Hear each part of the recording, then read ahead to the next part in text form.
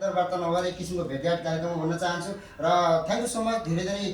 धन्यवाद सबैलाई र धेरै विशेष धन्यवाद हाम्रो धनबहादुर अजय सरलाई र विशेष धन्यवाद आयोजक जनकराम सरलाई र सबैलाई र सम्पूर्ण आउने दर्शक श्रोतालाई र अन्त्यमा यो छोटो भेटघाट र भलाकुसारीसँगै यो जानकारीमूलक भिडियो प्रसारण गर्दै गर्दा अन्त्यमा केही यस्तो सोधेको भए भन्थे अथवा यस्तो गा भनेको भए गाउँथे भन्ने जाँदा जाँदै के छ कि मनमा एकदम खतरा हुनुहुन्छ हजुर राम्रै रहेछन् एउटा उहाँको बारेमा भन्दैछु म राम्रै रहेछन् यी टिका नानी राम्रै रहेछन् यी टिका नानी इन्डियाकी ऐश्वर्या गिर्खानी हाम्रो नेपालको दिदी बहिनी ऐश्वर्या भन्दा कम छैन कलाकी खानी एकदम भनौँ लोकदोहोरीकी रानी नेपालकी छोरी दिदी बहिनी धेरै खुसी छौँ हामी र जाँदा जाँदै तपाईँको कुनै यस्तो भन्थे अथवा यस्तो गाउँथे भन्ने खोजेको केही मनमा लागेको अन्त्यमा छ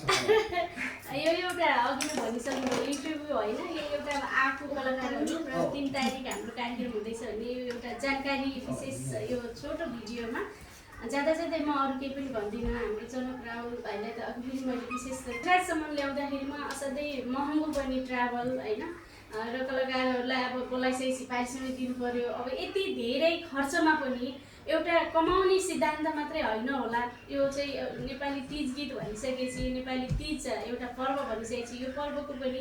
आफ्नो जोगाइराख्ने हामी नेपालीहरूको एउटा होइन जुन जिम्मेवारी छ परदेशमा बसेर नि यो एउटा तीज पर्वलाई यसरी कन्टिन्यू हरेक वर्ष चाहिँ यो कार्यक्रम गर्नुहुन्छ त्यसमा चाहिँ म अत्यन्तै खुसी छु सम्पूर्ण आयोजकप्रति मौलिकतालाई बचाइराख्नु भएको छ कलाकारहरूलाई बचाइराख्नु भएको छ होइन यहाँहरू आयोजकहरू हुनुहुन्छ र हामी कलाकारहरू छौँ हिँड्न पाछौँ डुल्न पाछौँ खान पाछौँ विशेष धेरै धेरै धन्यवाद भन्दै एउटा छोटो गीतबाट फेरि म बिदा हुन्छु हे सिमालेको भुवा जस्तै उड्छ यो मन सिमालेको भुवा जस्तै उड्छ यो मन सोचे जस्तो किन हुन्न पापी जोबान सोचे जस्तो हुन्न किन पापी जोबान करिमै मेरो जन्जाला करिमै मेरो जन्जाला हे करिमा मेरो जन्जाला करिमा मेरो जन्जाला यिनी धेरै धेरै प्रस्तुति छन् यहाँहरूलाई बाँकी त सेप्टेम्बर 3 मा निम्तो गर्दै बाँकी त्यही आउनुहोस् त्यही नाचौँला भेटौँला हजुर धेरै धेरै धन्यवाद छ चित लोकदोहोरी गायिका टिका